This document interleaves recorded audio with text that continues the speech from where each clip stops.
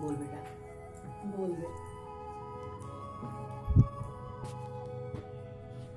चिन्हों का झूमर।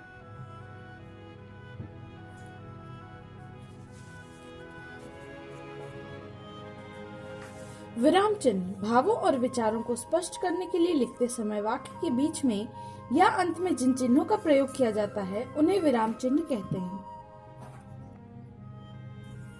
विराम चिन्ह के प्रकार: पूर्ण विराम, प्रश्न सूचक, निर्देशक, हंस पद, अर्धविराम, विस्मय सूचक, विवरण चिन्ह, अल्प विराम, योजक, उद्धरण चिन्ह।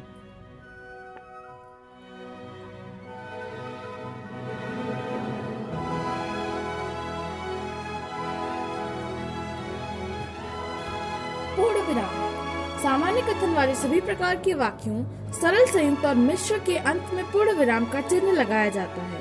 जैसे तुम जाओ, गुरुजी ने कहा कि कल छुट्टी रहेगी।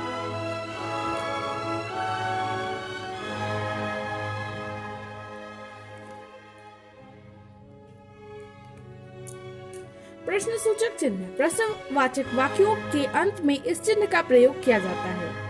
जैसे तुम कब आए, तुम क्या चाहते हो।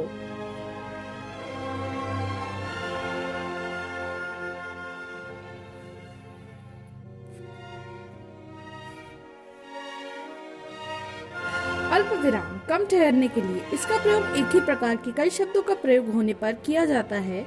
जैसे दिल्ली, मुंबई, कोलकाता और चेन्नई भारत के प्रमुख शहर हैं।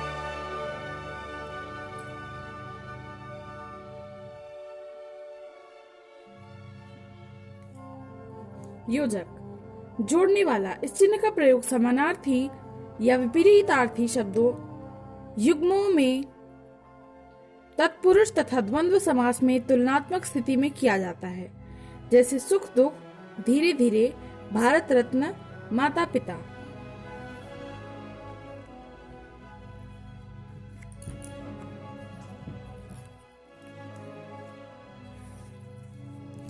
विस्मय सूचक चिन्ह आश्चर्य, हर्ष, घृणा, शोक आदि भावों को व्यक्त करने वाले वाक्यों के अंत में इसका प्रयोग किया जाता है। जैसे अरे सोहन तुम यहाँ, अरे तुम आ गए।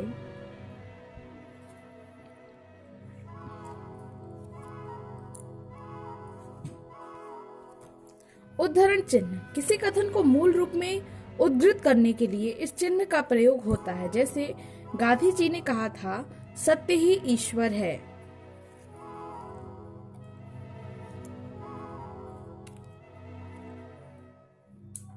विवरण चिन्ह किसी बात का विवरण जब अगली पंक्ति में देना हो तब विवरण चिन्ह का प्रयोग किया जाता है।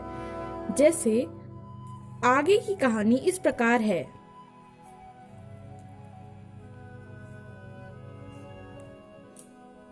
अर्धविराम वाक्य में जहां अल्प विराम से अधिक तथा पूर्ण विराम से कम ठहरना पड़े वहां अर्धविराम का प्रयोग किया जाता है। जैसे गांधी जी नहीं रहे, वे तो अमर हो गए।